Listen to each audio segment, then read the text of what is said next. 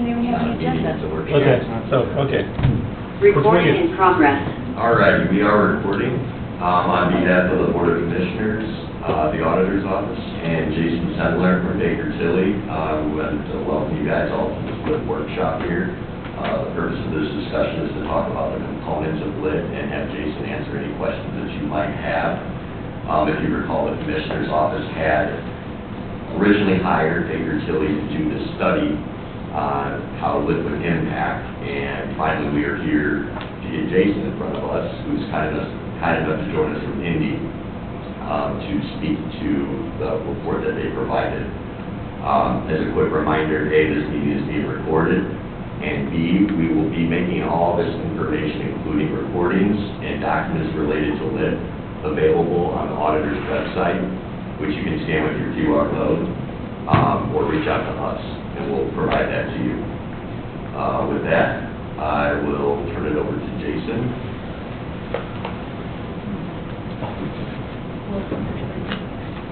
I also brought hard copies with me of the PowerPoint. I know you have it in front of you. Does anyone want to? Yeah, I would.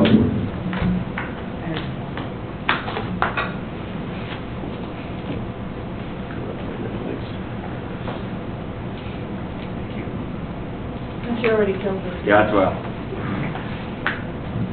See where you put it. I have one.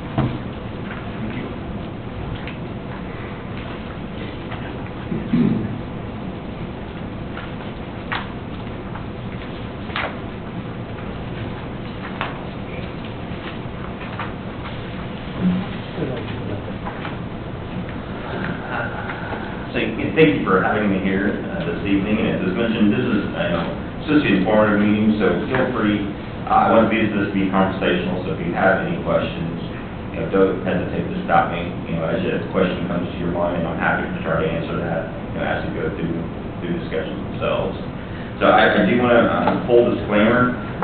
What I'm going to go through with you today is current legislation, current statute on what the caps are, what different local income taxes can be used.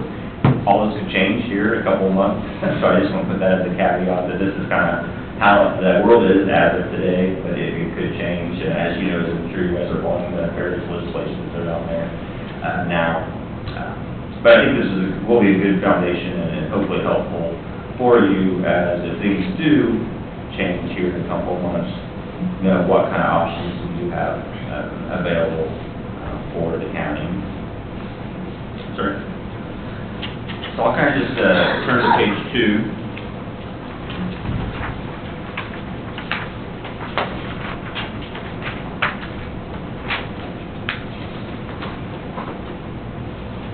This schedule shows a combination of the various local income taxes.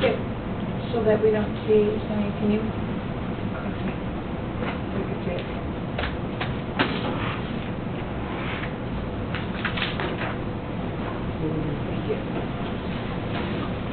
This page shows the various local income taxes that are available for the county to adopt, and I'll go through each one individually on the succeeding slides, but there's really kind of 3 different buckets of local income tax. And again, local income tax, just take one step back, that's really a tax on the adjusted gross income for individuals who live in the county. So that's a key component. I know you guys already have an income tax, but it's not those who work in the county. It's not where you work, it's where you live. So that's important. And as you know, that I work in, on the economic development side as well, and that's something that we encourage. And one of the reasons, main benefits of economic development, encouraging employment and new companies to locate in your county, is you hopefully those new employees build houses and work and really live in your county, because that's how you can collect the local income taxes for all the individuals who live in the county. So again, there's 3 different types of buckets. The first one is the property tax relief. The second one is what we call the expenditure rate, and the third is the special purpose rate. Within the property tax relief, the cap that you can adopt is 1.25%. Right now, the county has not adopted a property tax relief local income tax. What they have adopted is, as you know, is the economic development at 0.5%. And you can see that's within the expenditure rate. And you can see within the expenditure rate, there's 8 kind of smaller buckets that you can adopt. And we'll talk about each one of these individually, because each one is unique in what money can be used for, and then also who actually receives the revenue that's collected. But what's important about these 8 different individual buckets is you can adopt, the county can adopt any one of these 8, and in any percentage that combined, they can't be more than 2.5%. So as mentioned, as you know, the county, you have the economic development tax at 0.5%. So within that expenditure rate, you have the ability to adopt another 2% before you hit that ceiling. Can you explain the property tax relief and how that would work? Sure.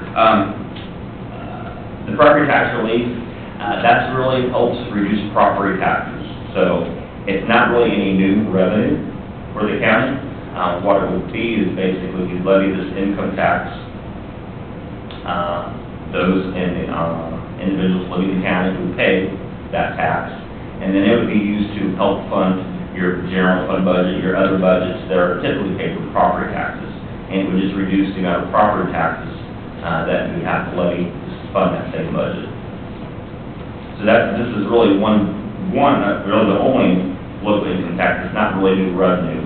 You're just shifting how you're funding your budget, either less from property taxes and more from income taxes. So, the homestead exemption is not part of the property tax relief, No. but Ours is not, and typically it is, but you have, the Porter County has special legislation that the homestead is part of that economic development income tax. So your economic development income tax is like no other one in the county. well, Or the statement, sorry. I think Lakes is. They do have something similar, yeah. Yeah, but through our local income taxes, we have offered the homestead exemption, which lowers. That's true, but that is part of the economic development because of your special statute, but that's, Typically, that's not how it's done. correct, yeah. Okay. Yeah, there's a separate bucket for that property tax relief that the Porter County does have, because of the special legislation that you had created. It's within that economic development. Okay. And I'll hit on that a little bit more. Is that he's saying homestead, is it really homestead or the special credit that we give back? It's the same thing. It's the additional homestead credit. Additional homestead credit, okay. Correct. And is that part of the 2%, 2.5% cap, or is it Correct. separate from that? It's part of the 2.5. Okay. Thank you. And then the third bucket on the far right is the special purpose rate. Porter County does not have that. The counties that have that are those ones that needed additional revenue stream to build large county projects before they had a correctional split. That you see their correctional rehabilitation facility. A lot of counties would go to the legislators and ask for a special purpose rate to help fund the jail. There's a couple of counties out there that ask for a special rate to help fund their courthouse project. Is that, as opposed to them taking a bond, they would go that route then? Well, they would go to the legislators, ask for this additional rate to collect this additional revenue, and then they would bond with this new revenue. Does that count against your rate? No, from special purpose, there's no ceiling. There's no rate increase. But because, probably, can't remember when they did the correctional rehabilitation rate, it was there in the middle there. The legislators, many counties were coming in to the legislators asking for this special purpose rate for these special projects. And a lot of them were jails here in the last 5 to 7 years. So they didn't want to, have that responsibility of, cherry picking which counties get that special purpose rate and, authorizing a special rate for that county. So what they did was they expanded the expenditure rate and said, okay, of that 2.5%, Now, we're going to allow you to have this correctional rehabilitation rate that can just be used for jail and jail-related facilities. So you have the ability to adopt that rate, but it comes also within that 2.5% cap. Now, has municipalities had that same tool in their toolbox, or is it just county? Just counties. And I'll go through each one of these because, like the correctional rehabilitation, the benefit of that is because it's just for, jails and jail-related type projects, the county collects 100% of that revenue. So you don't have to share it with the other entities because it's for a county project. Because, right, we're managing it and. Correct. So in that expense, like I said, there's 8 different smaller buckets, and we'll go through each one of those. Hey, Jason, I have a quick question. That's right.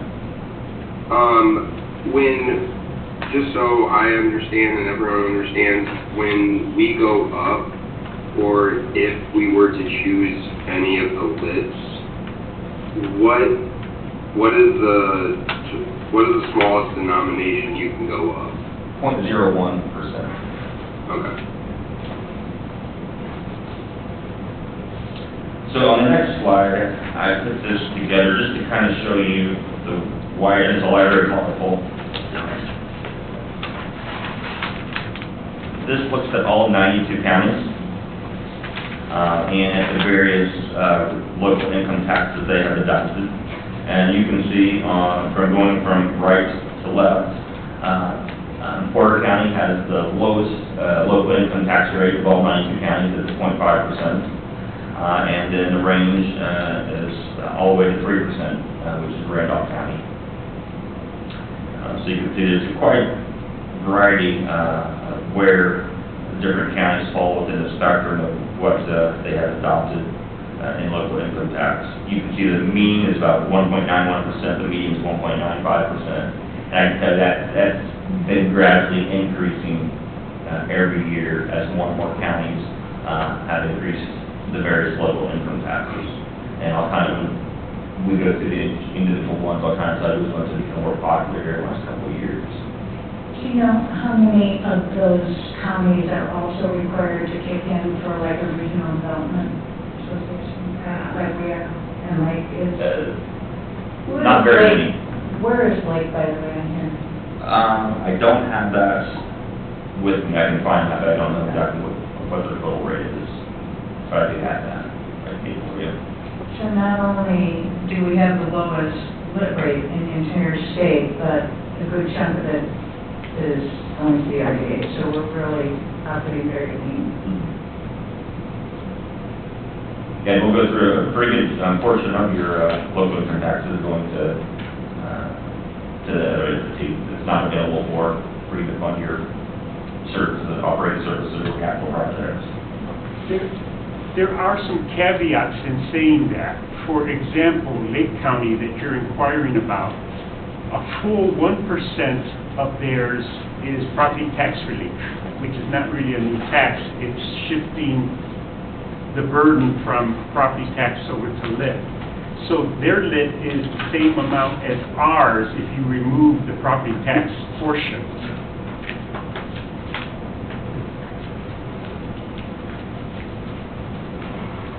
But as the presentation continues, half of ours is going to homestead credits, additional homestead credits.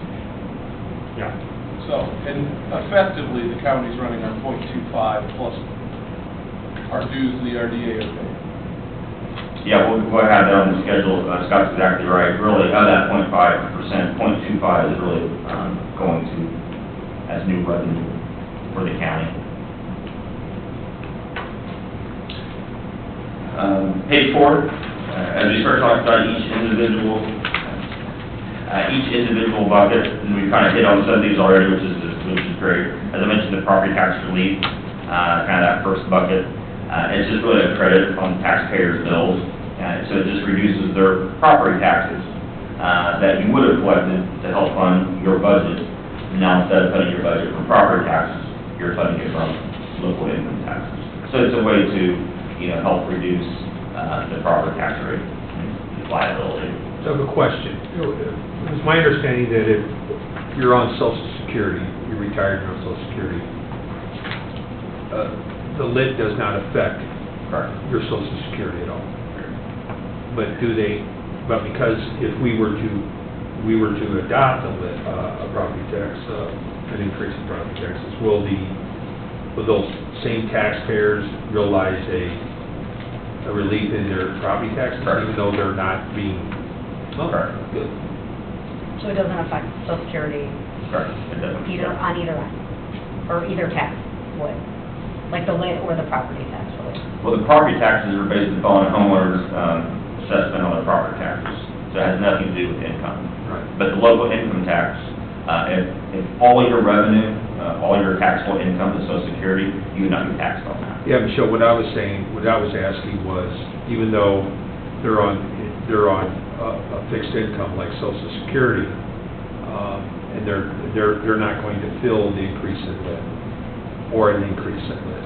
They will, however, be able to participate or take advantage of the benefit of the property tax going down. Yeah. That's correct. So, a lot of counties that have this, one was, if you remember, I think it was back in 2000 when they eliminated, not special, like inventory tax. That was a pretty big hit to some communities' tax base that had a lot of manufacturing and had a lot of inventory. That was going to increase property taxes. So one way to help offset that was that they allowed counties to increase their homestead credits, property tax relief, to again offset that increase in property taxes that we were cutting. So a lot of counties adopted that local income tax at that time in anticipation of the increase in property taxes. But you don't see it as much anymore, and the main reason is because it's not new revenue to the units. Right. You're just taking the burden off one, putting it on the other. Yeah. Can you just talk about, in terms of the taxes in general, what is better for the taxpayer and what's better for the county, to have property tax or to have local income tax? Well, from the taxpayer standpoint, it depends if you're land rich or you generate a lot of revenue. If you're land rich, you'd rather have, higher income taxes than with property taxes. But if you don't own very much land that have a high salary, you'd rather have higher property taxes. So it kind of depends on who you are. From the entity standpoint, property taxes are typically more secure, they're less volatile. I mean, if you think about the recent recession we had in 2008, we saw some significant, 10, 12%, decreases in local income taxes for a couple of years. Elkhart County was going to hit harder just because of their tax base, as you all are sure very familiar with. So, from a unit standpoint, property taxes are more secure. If you're looking at bonding, property taxes are more secure. Income taxes are still pretty secure. We sell income tax bonds in the market, all the time. Oftentimes we'll put a property tax backup behind it, like we've done here in York County, because it makes the bonds more marketable, because even the market feels that property taxes are more secure. I have a question. My district where I live is primarily agriculture. So I'm asking on behalf of other farmers who are probably kicking this around, because I'm a farmer, being somewhat land rich and a little bit of income here and there. So how would that affect us? I mean, is it a wash for us because getting a break on the property tax, which they just recently increased, by the way, in the state and how they're taxing farmers, an increase. And so if we get a break there, basically we're going to pay a little bit more out of the income, so we're going to get hit either way. Well, with one thing that with the property tax relief, if you did adopt that, the county also has the ability to receive that benefit. It can be spread out evenly amongst all the taxpayers in the county. You could just give all the benefit to homesteads. So that's another choice that the county has. You can also Can you customize, basically? Mm-hmm. Okay. Yeah. So let me get this straight. When you say homesteads, where you're talking about where the individual lives. Mhm. So if, on the other hand, if I'm a investor and I own a couple of apartment complexes on a half-acre lot, I don't get that benefit. You can structure it so they don't. They don't. You can structure it so they Yeah. don't, but you can also structure where they can. Okay. Thank you. So it's not as simple as, it's not typically one-for-one, where you're gonna save $1 in property taxes and then pay more in income tax.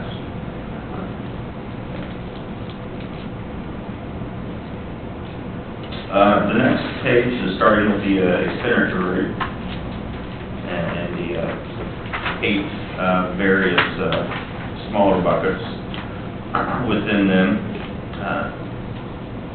Typically, these are allocated by a percentage of the orders that you approve, the county council approves. It can be, like I said, any percentage up to 2.5% within these 8 or 9 different categories. The first one I wanted to talk about on page 6 is certified shares. I have a quick question. You keep saying 8 categories, but I keep seeing 7. 7. There's only 7 in that list.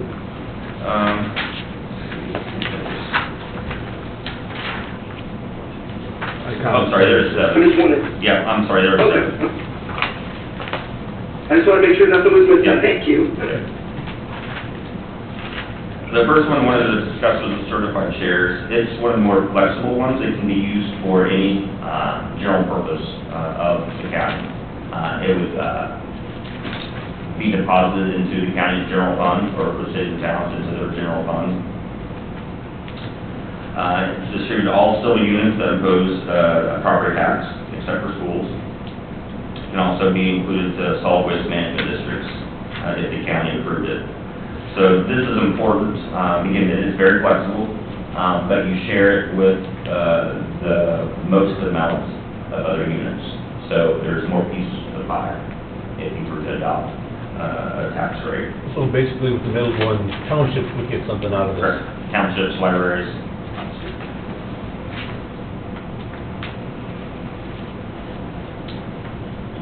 The economic development, page 7. It can be used typically for any lawful purpose as well. It's distributed to the counties and municipalities, so the county and cities and towns. So in this case, townships, libraries wouldn't receive anywhere in certified shares. They would. As we kind of have already alluded to, Porter County is a little unique because of its special statute. The first 25%, or is basically half of what you receive at that 0.5, gets distributed to the county and the other units. The next 3.5 million, the other 0.25%, that gets distributed to any regional development authority. And then anything that's remaining at that 0.25%, as was mentioned, is passed through to as homestead credits to help reduce the We property wanted more tax. money to go to homestead credit. This is where we would put it. If you wanted more to go to homestead credits, you just, I would have to think about that a little more. We might want to put it towards the property tax relief. One, this is special legislation, so we do have to go to the legislators and ask them to amend what you've already approved. So that's an extra step that you don't have control over. The other thing that I would want to think about is if we took it to the property tax relief bucket, that gives you probably more flexibility on how you can distribute that property tax relief if you wanted to. The other benefit that I would really like is if you adopted it here, it counts for that 2.5% cap. Right. So that would limit you from being able to adopt one of the others that gives you more flexibility that you might want, might not need now, but you might need in the future, Good point. where we want to put the 1.25 that purpose bucket.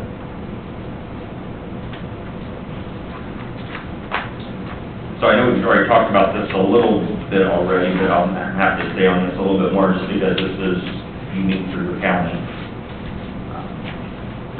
If we did want I have a to... question. All right.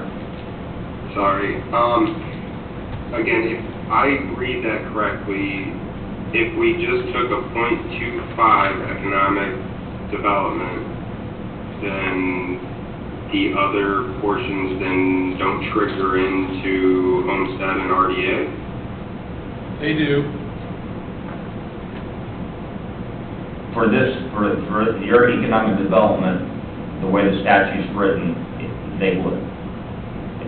So if you wanted to increase the economic development, like I said, normally, in the majority of other counties, economic development, just 100% of it gets distributed to the county and to cities and towns proportionate to the levy. So if you wanted to, and right now the statute says you go to 0.5, you're at your max 0.5. If you wanted to increase the edit to 0.6, I think we would have to, and I prefer the attorney, but I think we'd have to go back to the statute and have them amend what you currently have to allow you to do that. Got it, okay. So that $3.5 million is just coming straight off the top for RDA no matter what?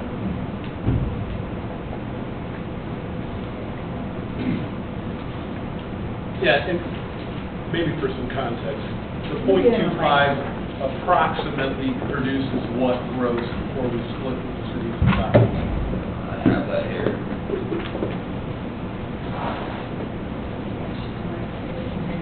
About almost 18 million.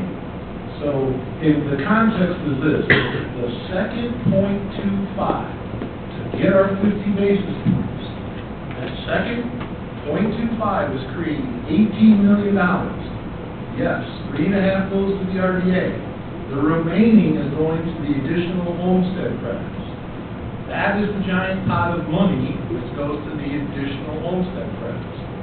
So I don't want everyone to have the impression the RDA dues are eating up that .25. They're eating up $3.5 million, but it's creating $18 million. The remaining of the math is going to the additional homestead credits already.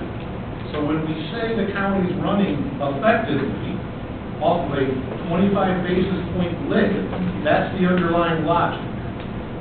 So when we look back at the earlier slides, we're 0.5, but in reality, we're 0.25 of actual operational money. Right. But we're sharing that money Yes, you're sharing that 0.25. with other municipalities. The original .25 is creating 18 million and change, and then that is being divided between the cities and the towns and the counties by population. Right.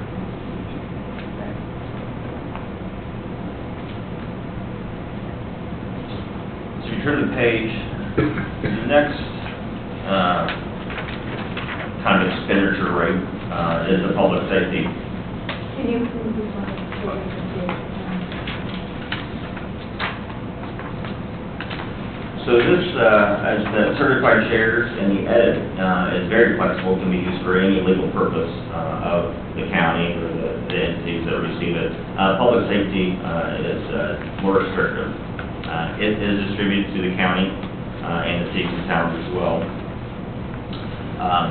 Within the public safety, the county does have the option to adopt what we call a PSAP rate, public safety access point, for counties that have those.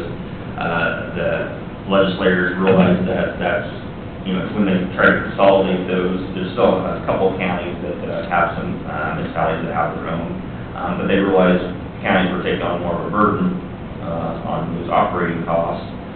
So the legislators allow the county to, within the public safety, local income tax, that gets shared with the other entities, cities and towns within the county. They could carve out a portion of that, called PSAP rate, and keep 100% of that to help fund just PSAP related Can expenses. you explain that again, do we have anything like that in Board of County? No. So would it not? When we got. Is it a PSAP or 911 center? Well, we have a PSAP. PSAP is our 911 center. But I think what Barb was asking was, do we have an arrangement like that where? Oh, we don't have one, no. No, but you could adopt this rate We and could. pay for your 911. So within public safety, we could designate a portion to not share Right. because we're the only one with the PSAP. Right. So you could adopt this local income tax rate, have a separate fund for PSAP, and then move some of your general fund expenses related to that towards this budget. But that PSAP money can only be spent toward dispatching. Yeah. or any related. Right. So you want to be, you want to calculate how much, you don't want to generate more revenue than what expenses you have. It's not efficient. How would that affect Chesterton? Chesterton's 911 division doesn't get any funding because it's not a police now. So I don't believe they would be affected. Yeah, Chesterton and Porter. The actual police dispatching, to my understanding, is for Porter and Chester is being done out of Porter. Correct. We do their fire, but we don't do their police. Correct. Figure that out. And I believe Ms. Harris has a question. I just want to, can you explain or clarify, if you do a lit public safety, does it go to the cities and townships as well, or is it just to the county? Public safety would go to the county and the cities and towns, but not the townships.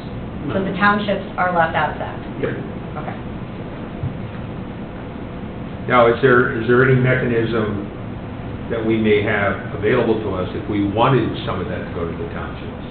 Well, I'll skip to this slide right here, slide 10. There are some statutes where you can, township fire departments, volunteer fire departments, they can come to the county and ask for funding. There's two different statutes they can go through. One is where there's no limit on how much they can ask and how much you can give. There's another statute that is based upon the land they serve. Yeah, but But it's they like can, township. right, they can do that now. Mhm. They can come to the county now and ask, hey, can we have some money? Right. What I'm looking for is a reoccurring stream of revenue. Can we, if we had adopted this, say, we're gonna carve out, I'm just using a number, a 0.02% that goes to the townships. I think you would need to have some kind of contract in place where there's a, benefit going from township to county. There's a reason that they're providing some service for the county that you're not having to provide. Yeah, fire service. Right. In some cases, even ambulance service. So that can be done, but I think you have to get through a contract. They do it under a contract. But Scott, you agree with that? I mean, Yeah, I think overall, the issue that we're running into is that in the public safety tax itself, townships don't have public safety function beyond fire, and right now, fire's not part of it unless it comes through with a contract. So, I think your question was, could we designate, make up a number also, $100,000 a year goes to XYZ township, and this is part of their budget coming through the public safety tax. Yeah, I don't believe we can do that. What we can do is say, you particular township are engaged in fire fighting activities, you have a contract or you're doing it. We are now going to participate with you in that, but it won't be the set it and forget it budgetary number. It would have to be based upon that fire relationship. So as long as they're providing that service? Correct. So it basically would be like any other contract, we're contracting with them to provide a service, but in this case, the funding can come out of the public safety. Correct. well, a portion of it. Portion.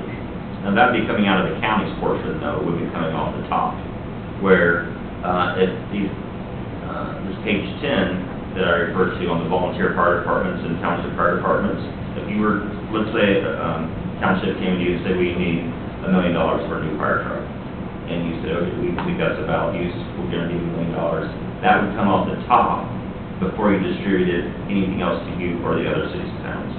Oh, So Jason, You're saying that's a yearly, That's a yearly act. that's a yearly negotiation / act, and that's a very critical point you just pointed out.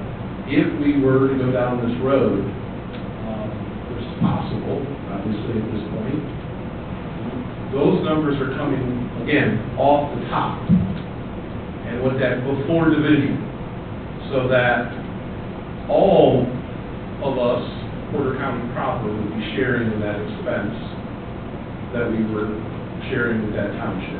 That make sense? And we would have to do that every year. So even if you had a contract with a specific township, it's nothing that's sustainable from year to year. It would be a year-to-year decision, so it would be sustainable in that manner. But it's somewhat problematic because you're asking the municipalities, especially those who are providing fire services for their citizens, to also give some of their revenue away Right. to the township. Exactly. Right. And if there is, I believe the certified shares have some additional options moving to the township, correct? Yes. Yeah. That's more the set it and forget it option for those looking for township avenue. Say that again, Scott? The certified shares. Certified share is a better route. Okay. The certified shares is the option in which we share more Okay. with entities beyond the cities and towns and ourselves. The township would be part of that number. That would be that traditional, they know, Porter Township knows they're getting X dollars and close to it every year. That's that option.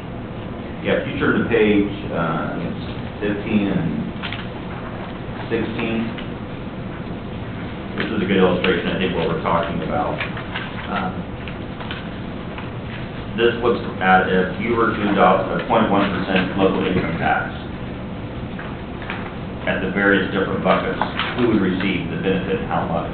So if you did certified shares, we were just talking about, that has the most amount of pies. You share with the most. So 0.1%, if you look at the second page, 0.1% brings in about $7.2 million. So you can see a certified shares, the county receives a little over $1 million. In Valparaiso, cities and towns, schools, townships, they would all receive some. But then if you adopt the public safety, still the 0.1%, the total still, it's over $7 million. But as you can see, since it's only spread amongst the county and the cities and towns, now the county shares, $3.2 million. But the townships aren't receiving these, so, again, what are you trying to accomplish also helps determine which local income tax is best for you to adopt. And Jason, on the certified shares, from a school and library standpoint, there is or isn't any control over the percentage they receive? No, it's based upon the levy.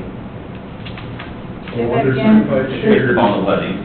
so the certified share option, the school corps and the two library entities would receive funding by statute, and if we wanted to add the townships, we could.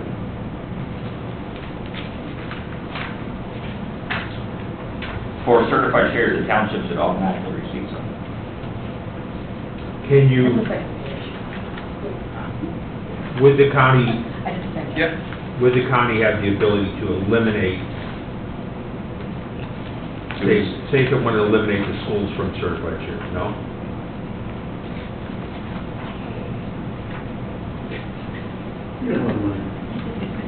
Well, I'm just using that as an example. And within the certified shares, we're showing this as well, I take that back. There is an option in certified shares that we might be able to set with the schools, because we have to look at, we used to have Cadgett counties and Coa counties.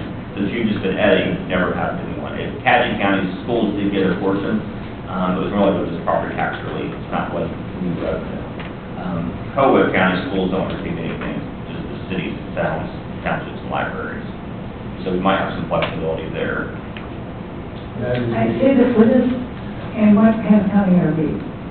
Well, you're Sonata County. Yeah, most counties, back in the day when they adopted the income tax, they adopted, it's called Cadgett or Coa County Option Income Tax, or County Adjusted Gross Income Tax. And depending upon both of those, they're still submitted to the general fund, directly to your general fund. But one count, schools did receive a portion of the revenue, this property tax relief, and I think COA didn't. So since you have not had that choice yet, you might be able to have that choice between the two. Okay. So that's something we can look at That's in more detail. That's a very big question we're going to have to talk about. Because the certified share split, given the economic development limitations that we have, The school corporation, I mean, I think this is a good illustration to show that basically the .1 is going to produce about 7.1 million, and that gives us a good breakdown of how that would work in certified shares. So determining the school would make a long way to being able to dial these numbers in a little bit more effectively. Yeah, I mean, not picking on the schools certainly, but, you know, the feeling is that, you know, where the schools, where the rest of us have not had that ability of a referendum, and certainly that's been exercised in many school districts here in the county. You know, if you're with the townships, you know, and the rest of us haven't had that tool, which would be fantastic, you know, just to fast voters, you know, but we can't do that here. So that's something we can look at, definitely in more detail, if we wanted to look at that route. And before I go to the correctional and the EMS, I'll kind of go through what that can be used for.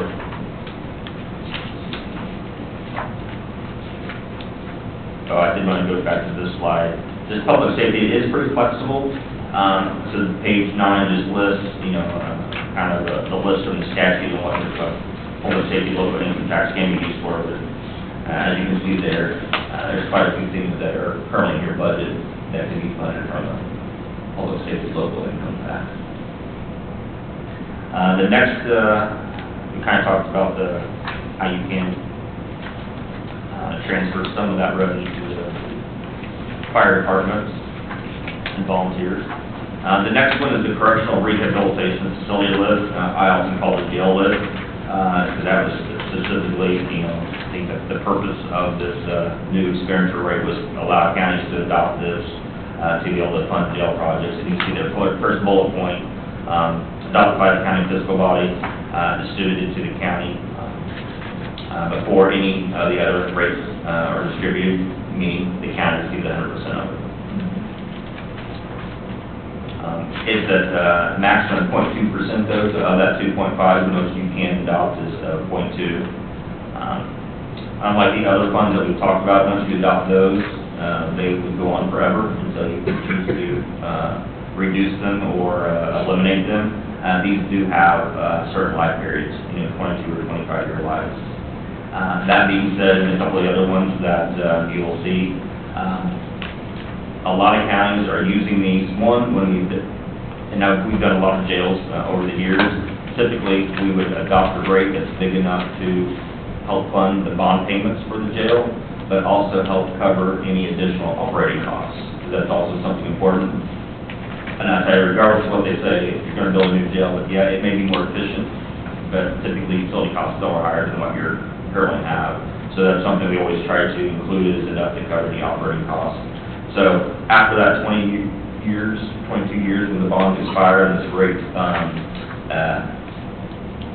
expires as well, what's going to happen is just counties are just going to adopt the rate again for another 22 years.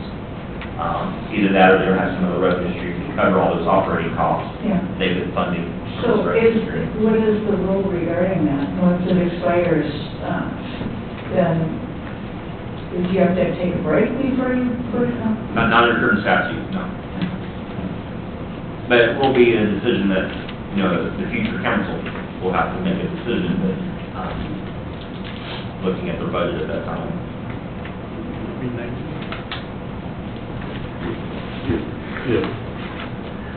The next rates, well, and I'll tell you, this, of course, we have seen, as I'm sure, you know, seeing a lot of you in county conferences and know how many new jails have been built in the last 7 to 10 years. A lot of counties have adopted this to help fund jails and cover operating costs. So that's one reason that you've seen local income taxes increase. So do you think, would we be able to pay the portion of the most recent bonds that are going towards the jail renovations? Would we be able to pay that out of this thing? Yeah, I would think, yeah, sure. And that would be great if we could do that, right? Yeah, and if you understand the cost of building a jail today as compared to, well, like Porter County's case, that jail is, they moved into it in 2002. It was $22 million that was bonded to build that.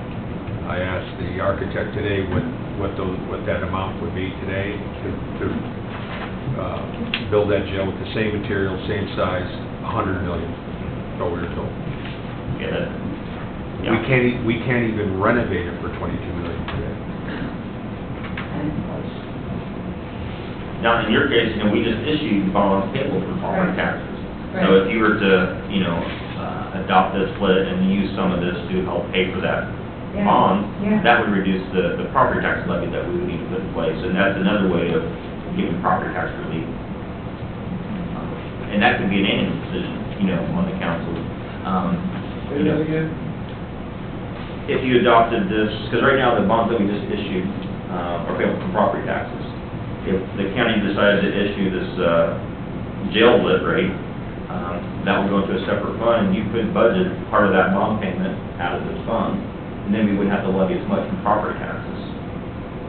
Could you use... But I'm following all the way to the last. Why wouldn't we have to levy more on property tax? Because now we're paying some of that bond out of the local income tax, so we wouldn't need to levy as much for property taxes. So we Did the could county essentially, Sorry, Mark, you... so we could essentially then, pay current operating expenses for the jail. We could pay the additional, renovation that we need to do that we weren't able to do in the first two bonds, as well as a portion of the, payments for bond one and bond two. Could come out of this bond. Now, the operating, see, I think with the one bullet point here, up to 0.2% of the adopted tax rate being used for operating expenses. So some of it would have to be used for debt, up to 0.2%. But yeah, you could accomplish that and still, in effect, give property tax relief. Now, one thing I wouldn't recommend, I guess, is, 1 year pay for half of your bond payment out of this, and the next year none, because then your tax rate's going to go up like this, and people are all more volatile, and hard for people to predict what their property taxes are going to be. But why would the tax rate change? Let's say your annual payments, your bond payment for your principal interest is $1 million. So right now, we're having to levy $1 million in property All right, taxes. so okay, that is not what you're saying. What he's saying is, we could effectively reduce the levy that's paying the extra money to pay for that bond. We can, but that's not, if we get rid of that or reduce that, then we're just trading dollars. That's all we're doing at that. Yeah, because not until the bond is actually paid, gone, does the property tax rate actually drop. So even though we would be, say, making the payment out of this, out of facilities, correctional facilities, that really doesn't change the property tax rate, not until you retire that bond. Well, no, that's not true. Let's go back to my example. Let's say your bond payment right now is $1 million. Yeah, And we're paying for all out of property taxes right now, okay. Which is 1 cent. which is 1 cent. So let's say that we levy this tax, and now we want to pay $500,000 out of the local income tax. Your bond payment still is $1 million. You're paying $500,000 out of this bucket. Now we only have to levy $500,000 for property taxes. So now instead of having to levy a 1 cent tax rate on everyone in the county, now it's half a penny. And now we only need to levy $500,000. But we would have to go in and do that. Yes. That wouldn't be automatic, we'd have to go in. You would have to go in and make that decision. But if our property taxes are going to be capped, and this might be an option to help pick up the slack where we're not getting in the property tax revenue, potentially. The property tax caps. Yeah, then, if they're going to roll it back and we're going to lose revenue from property taxes, would this be a way to help offset what we're seeing, the lack of, the lessened amount of revenue that we're bringing in? It would depend on what that legislation does. Yeah. Yeah, I mean, there's so many, and that's why I put that disclaimer. Yeah, There's, yeah. But no, you're right, with what is being proposed, some of the things, it's going to increase tax rates, and it's going to increase those circuit breaker losses. So anything that you can do to help reduce taxes, some property taxes somewhere else, is going to help you. Yeah, but that's not the true intent of that legislation. The true intent, I can read it right here, is to help you build a jail. Because that's why you have a time limits on this in 22 years. Right. You wouldn't have that if you're using this as a way to offset operational costs. But sooner or later, that's gonna eat you up.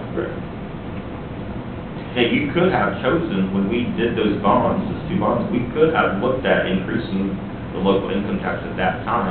It's just the way you had existing bonds falling off, we were able to, Just plug it in. Right. yeah, and so there wasn't really an impact to the taxpayers, because you just kept the tax rate low. We're definitely going to want to model this after we know what the legislature is going to do, so we can see which is the better way to go. Right?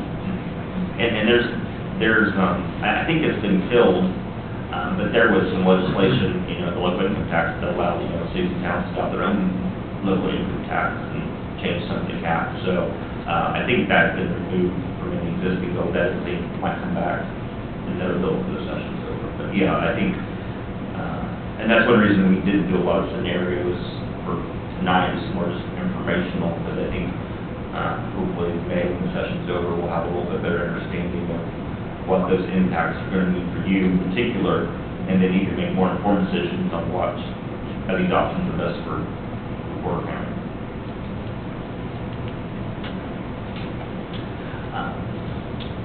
The next one is the EMS. This is one that I'm seeing more counties adopt here in the last couple of years, just because of the situation a lot of counties are finding themselves with the current EMS contracts or hospitals. So I'm seeing a lot of counties adopt this. Again, it's adopted by the county. You collect 100% of it. It does have a cap of 0.2%. And it's How much did they generate in Porter County, 0.2%? 14 million. And why do you think they limit that to 25 years? Yeah, Because good question. typically ambulance, That I don't know. But does that preclude, at the end of that 25 years, you wanted to turn around and re-plug it in? Yes. You could do that? Okay. And how frequently can those rates be changed? So if you start this and then you have a renegotiated contract, like I think our contracts are 5 years, if you have a renegotiated contract for the ambulance, do you have the ability to up the rates? You can make one change each year. So you could, every year you could make a change. We're not thinking about that. Just on the record. But like I said, I've seen this is more popular just because of this operating needs. A lot of counties. Oh, yeah, I mean, situations that As find Commissioner, yourself in. yeah, Rick has touched on, I mean, we're looking to, our contract, current contract winter is up at the end of the year. And, because of inflation and how COVID has changed the workforce, it's gonna be a lot more expensive. For your local county, for the counties on these bar graph you gave, this is number 1, EMS. And the different color bar graphs are from way to where we're at. So it looks like it's the big thing everybody's using at that point. I see more counties adopting that one. I mean, from conversations I'm having, it's just getting more difficult expense to, you said it's increasing pretty drastically. And especially, we're talking about legislation and we don't know, what is going to come out of that, the revised Senate SB 1, talked about, capping the maximum lead growth portion to 0% for 26 and 1%, 2% the 2 years after that. Yeah. That's going to be devastating Oh, to you yeah. guys, because, 4%, when should be getting 5% based on the current, calculation, and you've only gotten 4% the last couple of years. Just imagine you not being able to increase your budget at all next year. I mean, everything else is increasing, 2, 3, 4, 5%. Oh, yeah. So I think that's going to force a lot of counties to revisit these local income taxes.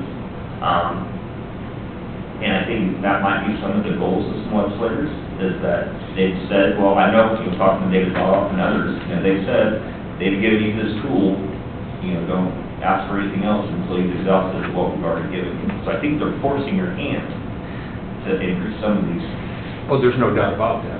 I mean, I don't think they understood, and if they, if they did understand, shame on them. Rolling that back 3 years, the departments that was going to affect the most at the county level was public safety and the highway department was going to affect the most. And so it's like, well, wait a minute. And then in our case, we've got, at the end of this year, we know we have an increase coming. Plus, we're dealing with, if you're rolling it back 3 years, and 3 years ago, inflation wasn't as bad as it is today, but today, you're not only rolling it back 3 years, you've got the heightened cost of operations that didn't exist even 3 years ago. It would have been catastrophic. The other thing that, I know I'm kind of getting off topic a little bit, but I think it's important, I want to bring it up to the council, especially new members, that I think is kind of getting overlooked in some of the discussions is they're looking at cash balances and maybe how healthy they are. Well, I think this is not, if you think about the last couple of years with the ARPA funds and how much interest earnings you've earned this last couple of years, a lot of counties have much healthier cash balances now than they've ever had, or have in a long time, just because of the two unique things. So to take a snapshot right now and say, hey, look at those healthy counties, if you hadn't had those two very positive things, I'm sure your balances and other kinds would look much differently. Well, to put it simply, we would have had this conversation, this meeting, 3 years ago, if it weren't for American Rescue Act funds. We would have had to.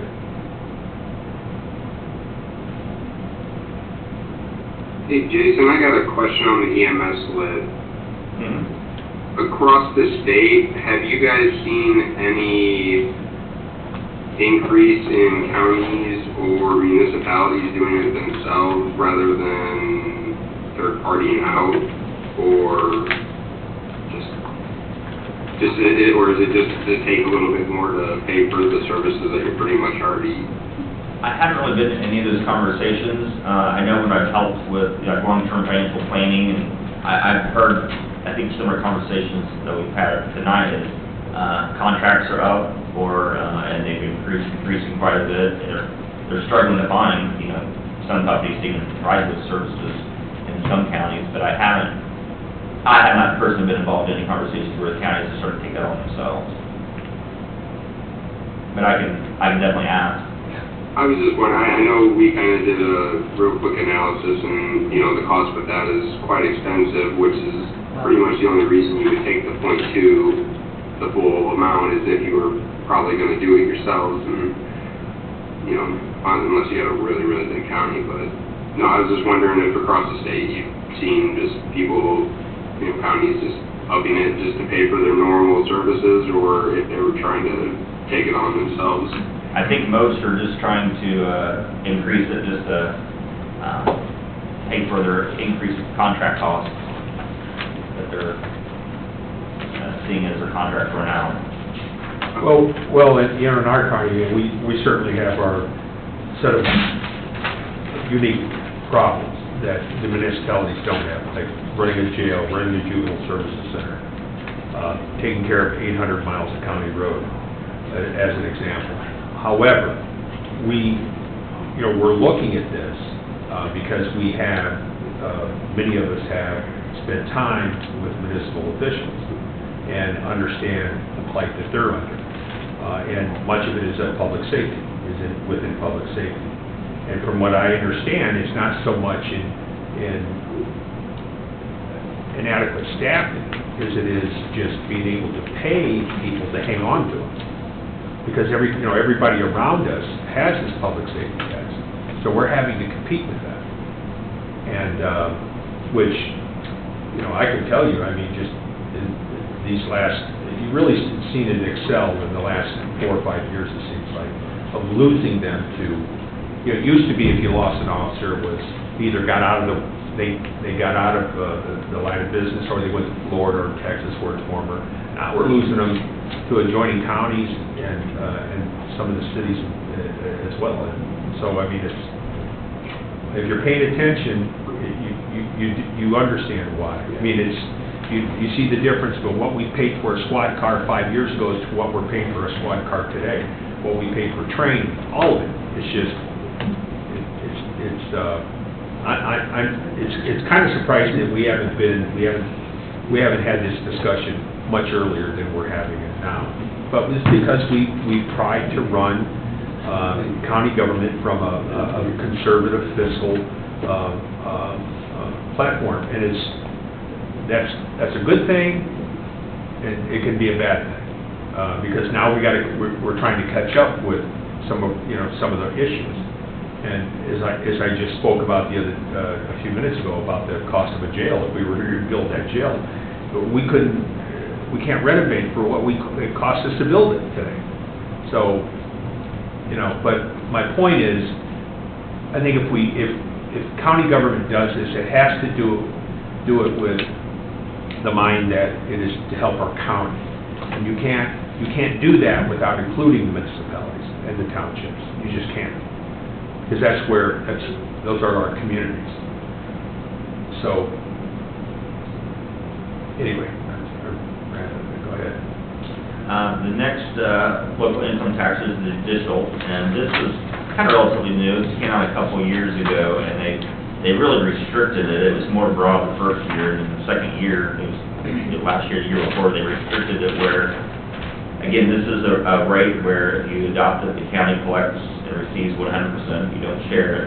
But you can see that fourth bullet point down, it's very limited. It can only be used for staffing costs related to court reporter, court bailiff, court administrator. I asked Brian if he would take a look at that and see what that possibly mean for Porter County. Did you have a chance to look at those numbers yet, Ryan? I have not, Barb. Okay. But yeah, I will look into, again, with the very specific things that you could use it on. I don't know if I just don't know if there would be enough in our county to meet the need of it.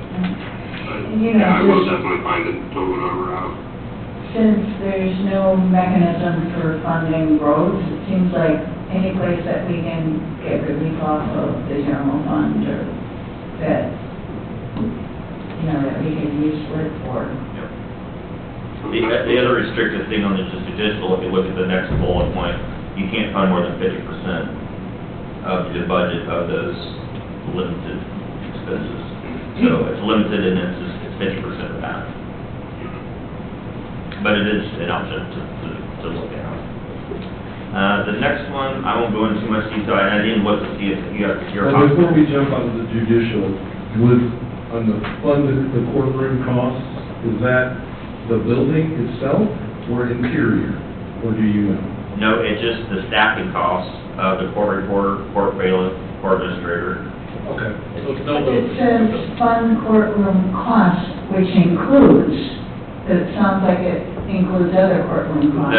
That's poorly worded. It Okay. means just those things. Not even a renovation? No. How about, and I know I'm just in the nitty gritty, but like stuff for the courtroom, the technology, no. It was more broad originally. For everyone, our judicial budgets are very small because they only have these things in them. So the things that we can apply judicial lit to is exactly what's in our budget. I'm not suggesting they are large because our courts basically have 3 or 4 staff per court. But those are the type of things that are in the budget, it just wouldn't be a very large number. Now, I know that there was discussion, and I don't know if this is going to get picked up on the bill or not, but I know from AIC, they were looking at maybe broadening this description of what it can be used for. But as a trade-off, let's say you had $100,000 of cost that would qualify under this, then the county would reduce its property tax levy by $100,000. That was what they were thinking about proposing, and I don't know if that's going to work or not, but, so from your perspective, it'd just be a wash, not really new money benefit, but if you're trying to reduce property taxes, but still make it up, from the it gives you that option. Do you think the legislators are looking at these different subcategories in there? I don't know if they're looking, how detailed they're looking at these or not, but I do, from David Bogg, talking to him and us bouncing things off, I know he's, looking at the details of trying to how to be flexible and still accomplish positive things for the county, and give you as much flexibility. So I know your association is.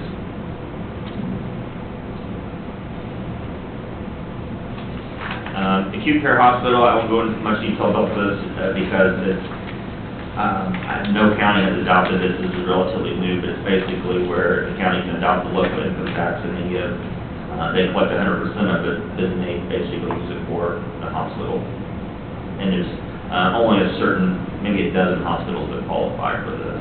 Because they're county owned. Everybody's getting out of that business. Yeah. So here's the schedule that we, I hit on before with the certified chairs and public safety, but this just points out that if you were to adopt the correctional rehab or the EMS, again, at 0.1%, that's $7 million instead of spreading against the cities and towns or townships. If you collected all of it, you would be receiving $7.2 million.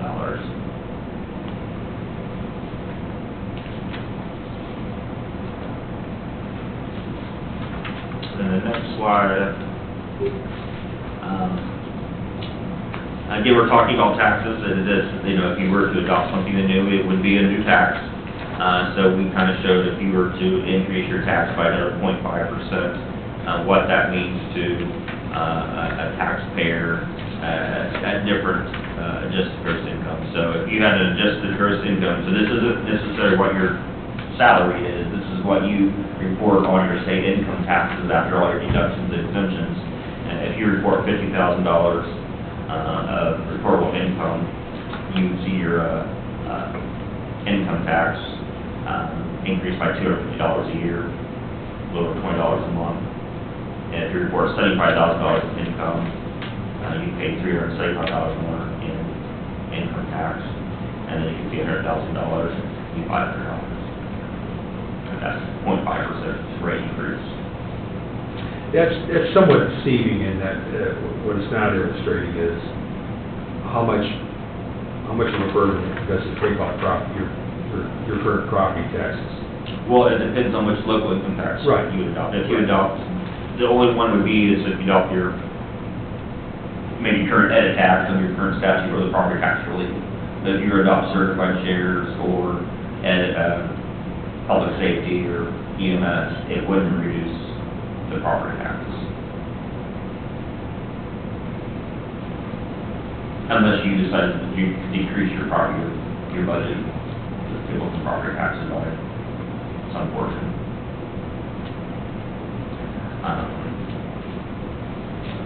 To talk about the approval process, usually you see it in two meetings. You kind of introduce the ordinance or resolution, and then you have a public hearing. There are forms that we would need to fill out. VLGF has good templates online that if you're interested, I could definitely direct you to those.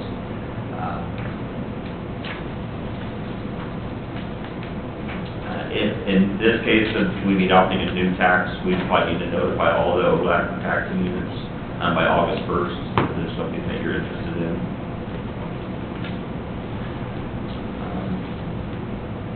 And what's really... For it to take over. I'm sorry, Ryan? For it to take over in 2026, correct? Yes, yeah, so the effective date is the next slide. If you adopt it between now and August 31, 2025, the effective date is October 1, which the effective date means basically when the taxpayers start seeing it being taken out of their paycheck.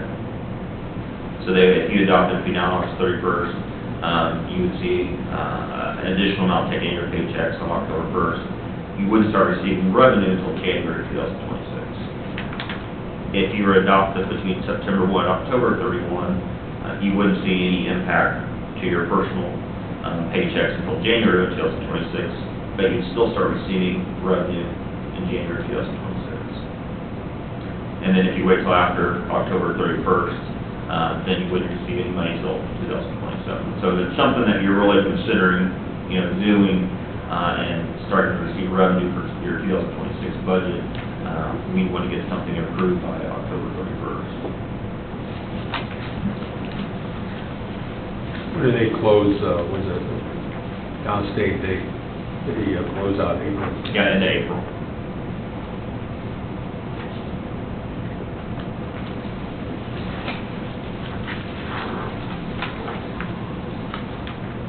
So, just to get this straight, so I'm getting it straight in my head here. We do the certified share, EMS, or public safety, we really don't offset the property taxes, like you're saying. It would not. Thank you. I think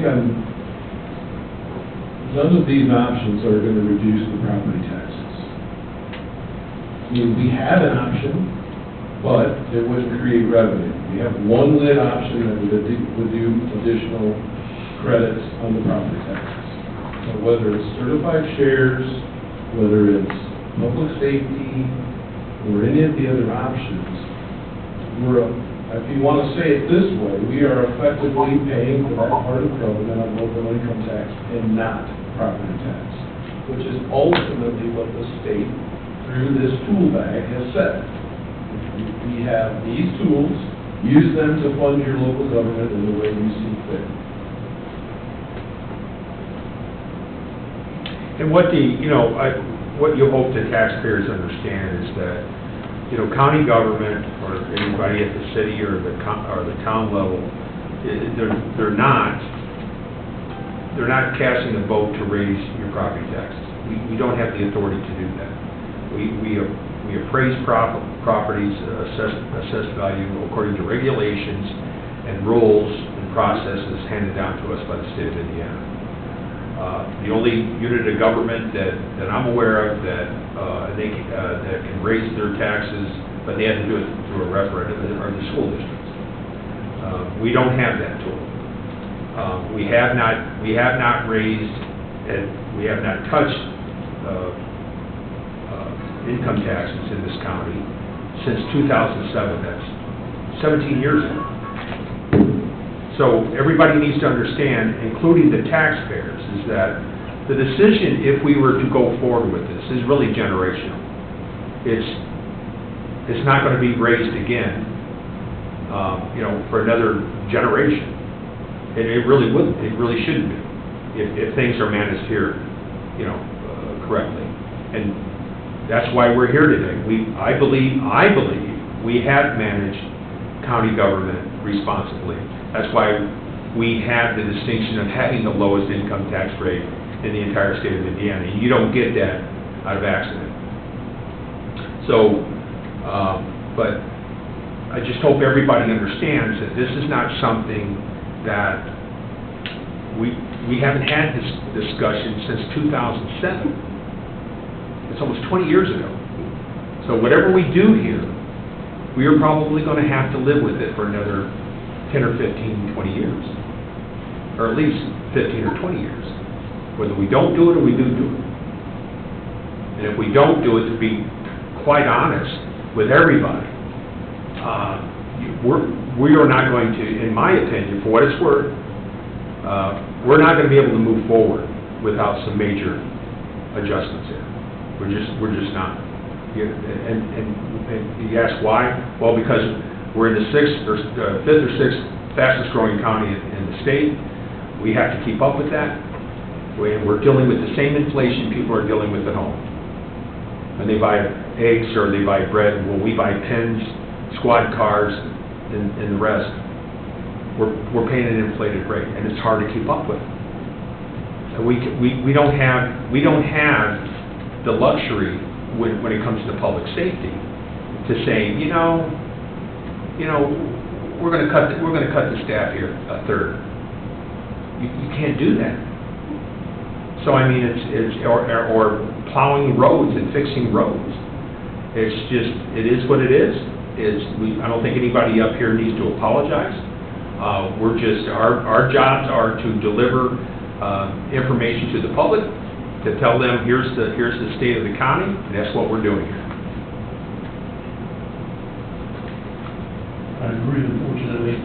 We're gonna have to do something for a long time, that isn't enough. Hey, Jason, I got a question. With looking at slide 3 here, what was on the screen, what do some of those counties do? Say SD1 passes and you maxed out your lit. What do they do? It's a good question. Luckily, no one is at their max rate, like the 3% Randolph County. Some of that's PTRC, so they're not at their 2.5, so they do have some flexibility. But, I mean, with some of these counties, they're gonna start getting close, if other things don't happen now, ease some of the burden. And there has been talk about, because of, some of the legislation that's being proposed, they know it's going to be cutting, your budget, talk about the maximum levy, so there has been discussion about increasing this 2.5 to something higher. I mean, that's been a proposal in some of the legislation. That maybe is what has to give in the future as well. Well, I think Andy had pointed out that the largest, these increases here are basically all surround public safety. Yeah. Well, and as you mentioned, that is what has increased the most. And to be honest with you, public safety, part of the PSAP, because the county gets to keep 100% of it. It's also public safety because it has the smallest amount of hides. It's also some of the biggest growing needs of the county, as you mentioned, and it's also easier to, no one wants to pay any tax, but, if they know the tax is going to help fund public safety, whether it's, to make sure that, we call 911, someone's going to pick up, you call ambulance, someone's going to be there every decent time, fire truck, police, they reluctantly are, no one's paid tax, but they're reluctantly okay to pay for something related to that.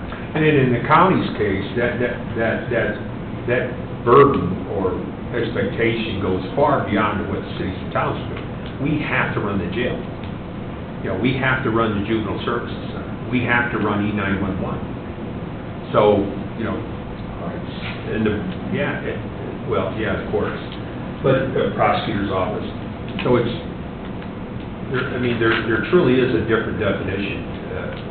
But from, listening to what you were saying and reading the material you provided, I think you've done a great job, by the way, explaining stuff to us. But is that I really think that where the rubber meets the road is our responsibility to properly explain everything to the public.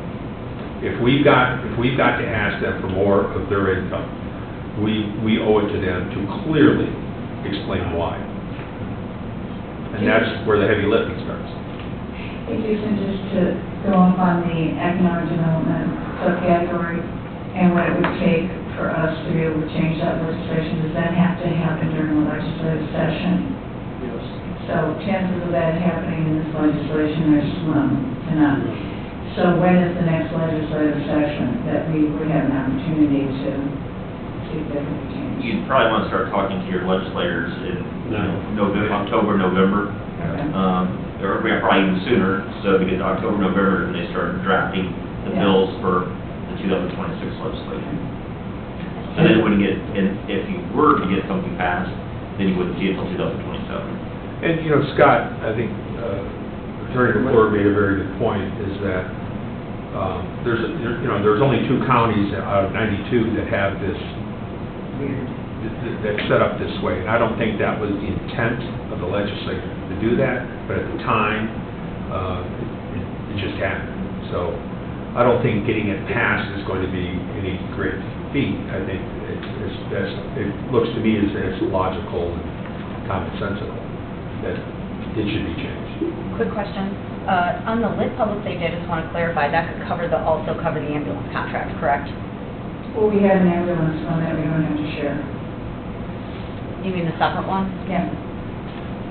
Jason, is that, did you? Yeah, the public safety could cover the It could ambulance cover as the well. Like if... It's an option. It's an option. Okay. Jason, one last question on the economic development. Beyond the special statute we have, is it, I think I heard you say we also are at our ceiling at 0.5? I believe the statute says it's 0.5, your special statute says 0.5. No, special statute doesn't have, so, to give a little background, the reason why we have a special statute is that we had to pay the RDA dues.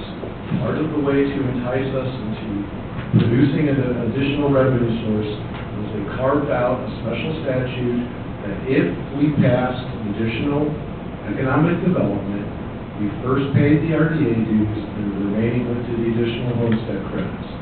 I believe the statute doesn't have the amount in it. But you're right, it doesn't. So my question, is there a 0.5 limit?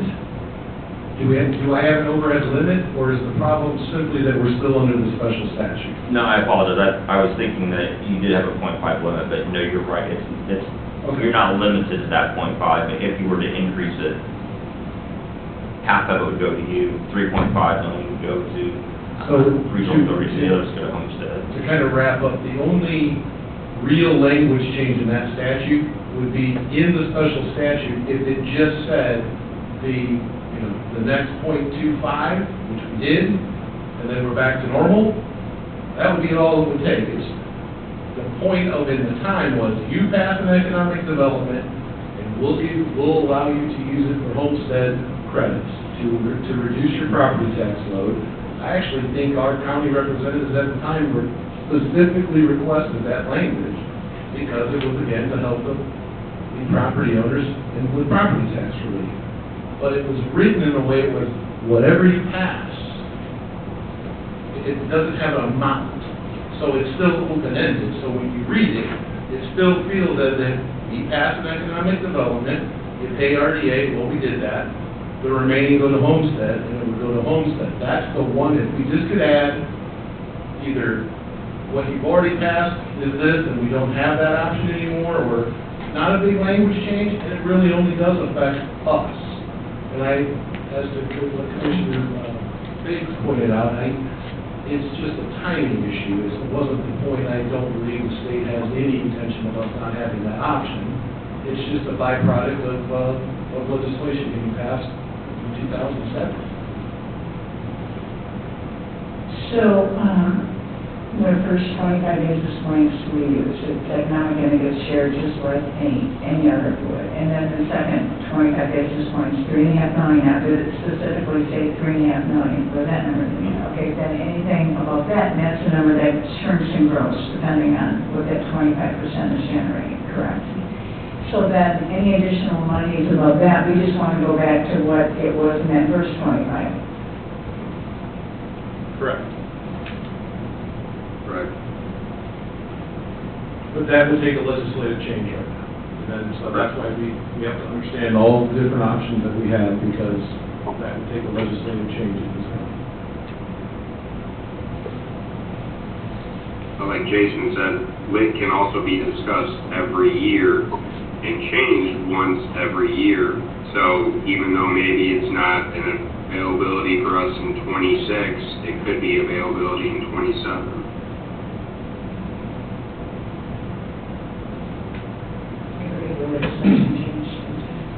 Does anyone else on the call have any questions for Jason?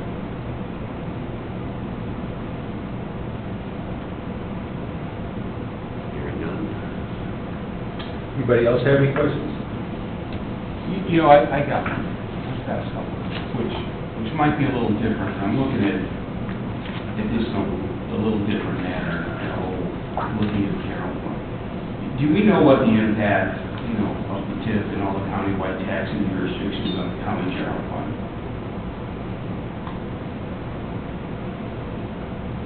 Ryan, you have that number, right? Yeah, so what we disperse each year to the RDCs on average is 21 million. While that is collected revenue, that is not revenue that we, the county, get to see. So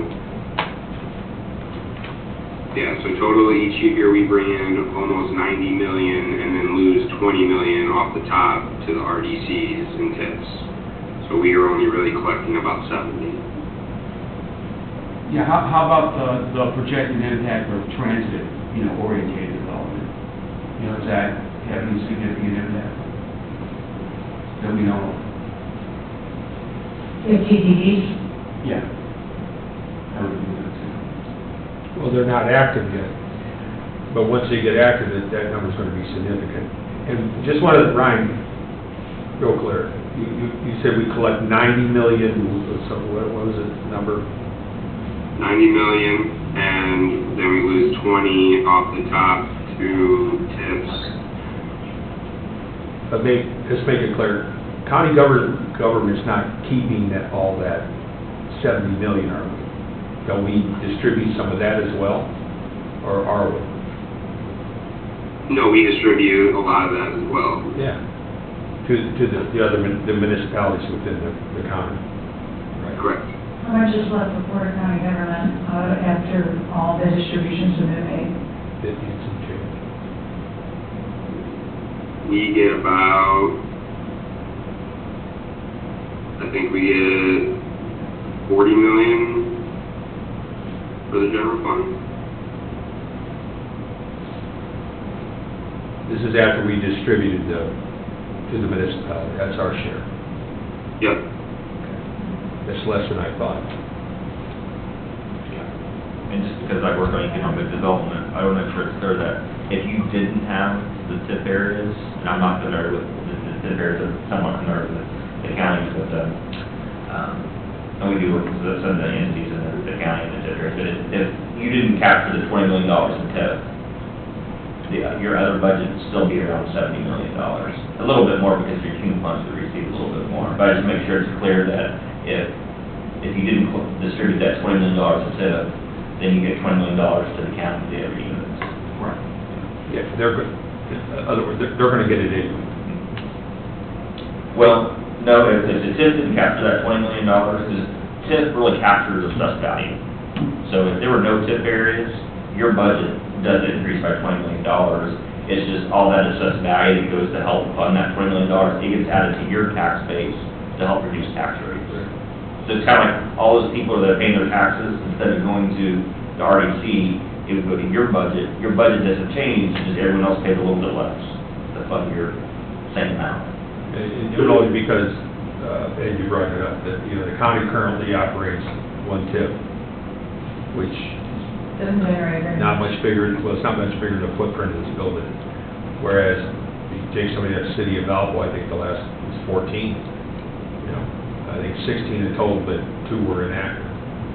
But, generates like $6,000 to $8,000 a year. and the municipalities are going to have more TIPs than a county, because that's where the businesses are at. I don't have anything else, but before I go, I just want to make sure that I want to thank the Board of Commissioners, want to thank the County Auditor's Office, and David and Ryan especially too, as well, for bringing you in, Jason and Baker Tilly. And they've been very helpful, so I appreciate it. We appreciate this. I mean, at the end of the day, whatever our decision may be, I hope it's based on the quality of information we have, and we've been willing to reach out and get. Unfortunately, because of the topic, what's the right answer? I don't know. But I do know we'll get closer to that answer the more information. That's why this is so critically important. That I know a lot more than I did walking in here. And on behalf of the council, because let's face it, when it comes down to it, we're going to be the ones ultimately making that decision. However, working with the auditors and the commissioners, I think, which are the 3 entities, and even the treasurer for that matter, we should come up with a plan that will benefit our citizens here in Porter County the best we can. And that's the best we can do. It's, once again, 2007, 2025, so let's hope for the future, do what we can, and thank you for coming.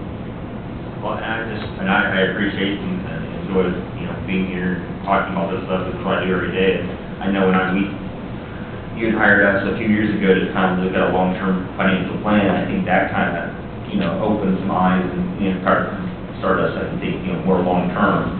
And not knowing what's going to happen with legislation, I think that will be, and not trying to sell our service, you don't have to use us, you guys, your staff, the art office is great. I think that's what you need to do to help justify to your taxpayers, is look out 2 or 3 years and, see where you think you're going to be.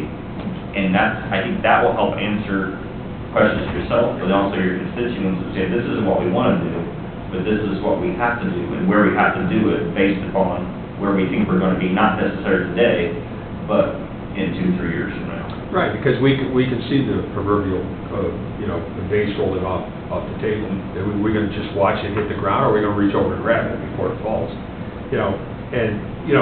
Another reason we're here is because of the auditor's office have gone out of the way, I believe, and really have been honest about the numbers. The auditor we had before this, she was trying to warn us on her way out. I forgot exactly what Vicki said, was like, hey, you're going to have to do something here. And Karen's office has, with the commissioners, or I think council would speak for themselves, we've asked, you're not going to hurt my feelings where we at. And right now, and the public needs to know this. I don't believe it serves anybody well to keep it from. We're running in the red. And we can't continue to do that and depend on revenue to cover that shortfall that we really shouldn't be betting on. The auditor's office has made itself available to all commissioners at all times. I think they're getting tired of saying me. Not at all. I think some of your people back there think I work for you guys, sometimes back there so much, but it is important, like I said, between the 3 units that, once again, it'll be the county council who decides it, but we're going to ask for all the input that we can from everyone who has a really big stake in this from on a governmental side. So, once again, auditor's office, thank you. You're welcome. No, and I mean, just so everyone is aware, unlike some, I guess, some things happening in our federal government, I don't see Porter County in that way. We don't have a true expense problem that, we so much need to cut. It truly is a revenue issue that we need to address. And I think if everyone keep that mindset instead of, do we have to cut? Do we have to do all these crazy things? No, I think we as Porter County are running very efficiently. It's just costs have gone up, prices have risen, and we just now need to, for the first time in, like, everyone said in 20 years, actually, really raise our revenues. So, but thank you to Jason for coming up today, and thank you for everyone for being a part of this, because again, without your guys' help, without you guys being involved, this falls on deaf ears and goes nowhere. That it? Yep. All right.